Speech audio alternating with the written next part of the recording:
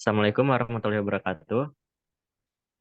Di sini kami akan menjelaskan hasil kerja kami, yang dimana kami membuat sebuah jurnal dengan konsep artikel review tentang jurnal komputer dan masyarakat, yang berjudul Hubungan Antara Durasi, Postur Tubuh, dan Kesehatan dalam Penggunaan Komputer.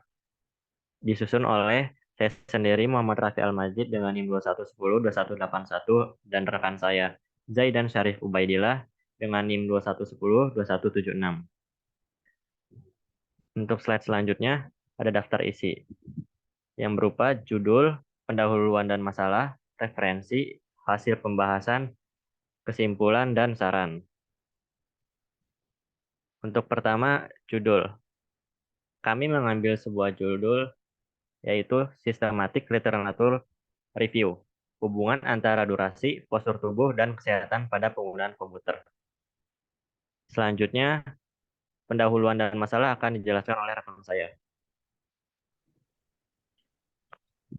Oke, untuk pendahuluan dan masalah, pada zaman ini penggunaan komputer sudah sangat umum di segala bidang, baik di kantor maupun sebagai bagian dari kehidupan pribadi.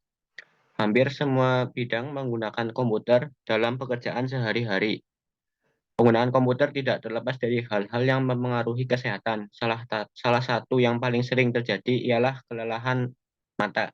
Kelelahan mata dapat dipengaruhi oleh faktor peralatan kerja seperti ukuran objek, posisi dan tampilan layar. Kemudian lingkungan kerja, pencahayaan ruangan, desain kerja, jarak dari monitor, jam kerja, karakteristik individu, gangguan gangguan atau refraksi mata, atau kombinasi dari gabungan semua faktor. Meningkatnya intensitas interaksi manusia komputer tentu saja kondusif bagi efisiensi dan efektivitas. Kemudian yang menjadi permasalahan, komputer telah menjadi simbol kehidupan modern dan digunakan dalam setiap aspek kehidupan. Ini juga memperkenalkan jenis baru masalah kesehatan terkait pekerjaan. Kelelahan mata umum terjadi pada pekerja yang menggunakan komputer dalam melakukan aktivitasnya sehari-hari. Gangguan penglihatan akibat penggunaan komputer merupakan gejala yang dapat menimbulkan berbagai ketidaknyamanan dan bisa berdampak pada kesehatan jasmani dan rohani. Faktor-faktor yang diidentifikasi sebagai risiko kesehatan termasuk stres sedang, rentang gerak terbatas saat menggunakan komputer, adanya bidang statis, dan kemungkinan radiasi frekuensi rendah.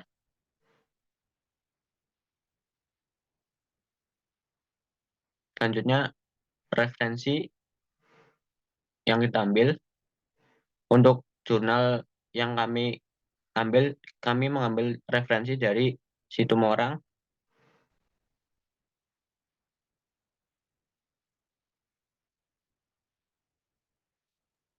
Untuk selanjutnya, hasil dan pembahasan. Ada hubungan antara jarak mata ke monitor dengan kejadian CVS dengan hubungan sedang, dan ada hubungan antara intensitas pencahayaan dengan kejadian CVS dengan hubungan sedang. Berdasarkan penelitian ini, kepada pihak perusahaan agar memberikan informasi baik itu secara langsung maupun tidak langsung mengenai bahaya penggunaan komputer. Berkomputer dengan menerapkan prinsip-prinsip ergonomis merupakan cara tepat dalam menghindari ketidaknyamanan yang pada akhirnya akan menimbulkan gangguan kesehatan seperti yang dijelaskan sebelumnya.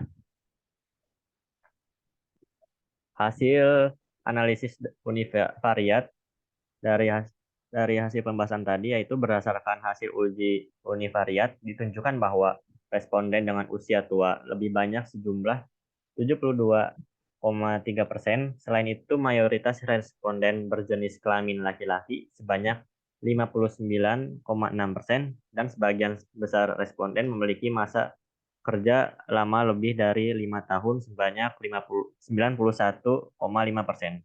Dilihat dari distribusi frekuensi durasi penggunaan, responden lebih banyak menggunakan komputer lebih dari 4 jam per hari dengan persentase 70,2%.